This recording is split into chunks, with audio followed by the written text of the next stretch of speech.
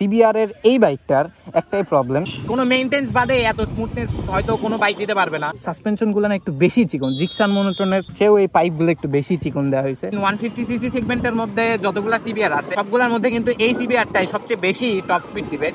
আসসালামু আলাইকুম এভরিওয়ান, কি অবস্থা সবাই? আশা করি সবাই ভালো আছেন। আমার সামনে হচ্ছে একটা লেজেন্ডারি বাইক আছে অ্যান্ড এটা হচ্ছে হোন্ডা সিবিআর 150R 2013 সালের এডিশন। এটা আই থিঙ্ক এটা হয়তো থাই না হয় ইন্দোনেশিয়ান এডিশন হবে, আমার সঠিক জানা নেই। এই বাইকটার হাইপ না বর্তমানে বাংলাদেশে ইদানিং খুব বেশি বাড়ছে। আমি ভাবলাম যে এই বাইকটা একটা ভিডিও করাই যায়, আর এই বাইকটা নাকি বাংলাদেশে এবার ঢুকতেছে। বাট এই বাইকটার বর্তমান প্রাইস হচ্ছে 7 লাখ টাকা। 7 লাখ টাকা এই বাইকের মধ্যে কী পাচ্ছেন? আর এই বাইকটা যখন কেনা হয় তখন 2013 সালে এই বাইকটা লঞ্চ করা হয় অ্যান্ড এটার পরে 15তে আবার লঞ্চ করা হয়, 16তে লঞ্চ করা হয়। মডেলগুলো প্রায় সিমিলার। সো এই আজকের ভিডিওটা অনেক স্পেশাল হতে যাচ্ছে। বেশি কথা না বলে ভিডিও শুরু করা যাক। সো আমি বাইকের ফার্স্টে ফ্রন্ট লুক থেকে শুরু করি। এটা হচ্ছে বাইকের হেডলাইট। আগে মেবি এই বাইকটা হলুদ কালারের লাইট দিত অ্যান্ড এইগুলাই যে এই পার্কিং লাইট দেখতেছেন, এটা দেখতেছেন, সবগুলাই হ্যালোজেন ইউজ করা হয়েছে, কারণ এটা অনেক আগেকার বাইক। এই বাইক মেবি পার্কিং লাইটটা ছিল ব্লু কালারের আর এটা ছিল কি বলে হলুদ কালারের, বাট এটা পার্কিং লাইটটা চেঞ্জ করা হয়েছে আর হেডলাইটটা চেঞ্জ করা হয়েছে। আচ্ছা, এখন যদি ফ্রন্ট টায়ার নিয়ে কথা বলি, সামনে ইউজ করা হয়েছে হচ্ছে 100/80 সেকশনের টিউবলেস টায়ার তো অনেক আগেই আসছে, আপনারা জানেন। আর সামনের ডিস্ক নিয়ে যদি কথা বলি, এটা হচ্ছে 276 মিলিমিটারের একটা ডিস্ক। আর ক্যালিপার হিসেবে কিন্তু ওই আমলেই 2013 সালেই কিন্তু নিশিনের ক্যালিপার ইউজ করা হয়েছে, যেটা মোটামুটি ঠিকঠাক বলা যায়। এই বাইক অনুযায়ী এই ক্যালিপার ঠিক আছে। আর সামনে যদি সাসপেনশনের কথা বলি, সামনের সাসপেনশনটা আমার একটু খারাপ লাগছে। এটা টেলিস্কোপিক ডিসে ঠিক আছে, বাট সাসপেনশনগুলো না একটু বেশি চিকন, জিক্সান মনোটনের চেয়েও এই পাইপগুলো একটু বেশি চিকন দেওয়া হয়েছে। আই থিঙ্ক একটু মোটা দিলেও পারতো। সো এখন বাইকের পেছনে আসলাম। বাইক পেছন থেকে দেখতে এই যে এরকম পেছনে টেল লাইটটা দেখতে অনেকটা আমার এক্সব্লেড বা হোন্ডা হর্নেটের মতো লাগতেছে আর কি। আর পেছনে ইউজ করা হয়েছে হচ্ছে 130/70 সেকশনের টায়ার, এটাও এমআরএফের। আর পেছনে যদি ডিস্ক ব্রেকের কথা বলি, এটা হচ্ছে 220 মিলিমিটার একটা ডিস্ক। আর এখানেও নিশিনের ক্যালিপার ইউজ করা হয়েছে অ্যান্ড ব্রেকিং ফিডব্যাক মোটামুটি ভালো। আমি আসার আগে চালাইছি, অনেকক্ষণ ধরেই চালাইছি। সো এখন দ্য মোস্ট ইম্পর্টেন্ট থিং, বাইকের ইঞ্জিন। এই বাইক ইউজ করা হয়েছে 150cc একটা লিকুইড কুল ইঞ্জিন। এটা 4 স্ট্রোক 4 ভ্যালভ লিকুইড কুল একটা ইঞ্জিন, যেটা থেকে ম্যাক্সিমাম পাওয়ার প্রডিউস করে 18.28 bhp at 10,500 rpm and maximum power produce করে 20.66 নিউটন মিটার at 8,500 rpm। আর এখন যদি আপনাদের একটু এক্সস্ট নোট শোনাই, এক্সস্টটা কিন্তু বর্তমান যুগের যেরকম বাইক আছে না, এক্সস্টগুলো একটু ফ্যান্সি হয়, বাট এইটার এক্সস্ট কিন্তু অতটা ফ্যান্সি না, যেহেতু এটা আগের বাইক। সো আমি আপনাদের একটু এক্সস্ট নোট শোনাই।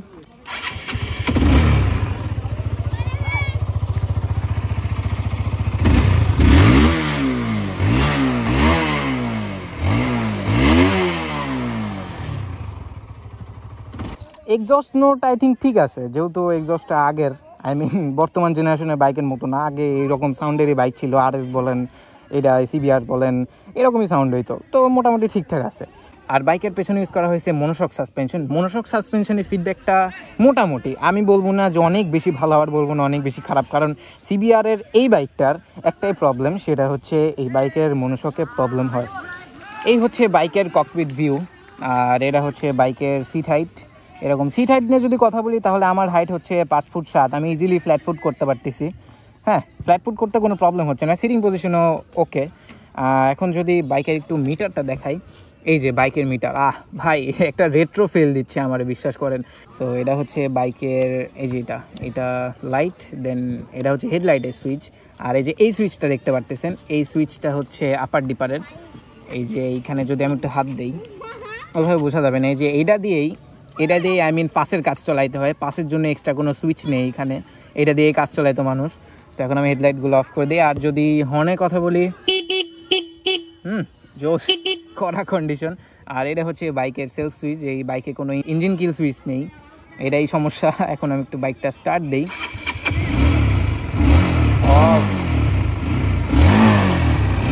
দেখতেছেন বিষয়টা, পুরাই ভাই রেট্রো ফিলিংস বলে। আর বাইকের মিররগুলো এই যে এইরকম আসতো। এই ককপিট ভিউটা না একদম মোটর ব্লগ ফ্রেন্ডলি বলা যায়। সো আমি বাইকটা এখন চালাই আর কিছু বিষয় আপনাদের সাথে শেয়ার করি। Let's go. So guys, now I am riding the legendary CBR 150R।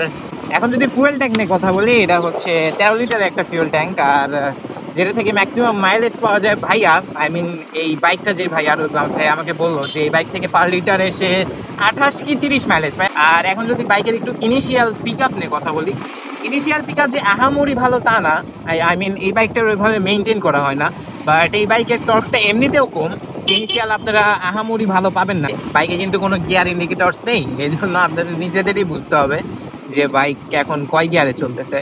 আর যদি সাসপেনশনের ফিডব্যাকের কথা বলি, সাসপেনশনের ফিডব্যাক ভালো, খারাপ না। আর এখন আমি একটু ব্রেক করবো, এই জন্য একটু ফাঁকা জায়গা দরকার। আমি কত 40-এ ব্রেক করি।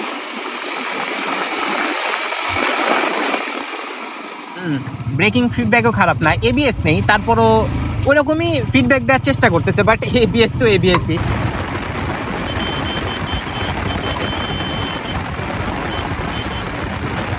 মিন 150cc সেগমেন্টের মধ্যে যতগুলো সিবিআর আছে সবগুলোর মধ্যে কিন্তু এই সিবিআরটাই সবচেয়ে বেশি টপ স্পিড দিবে।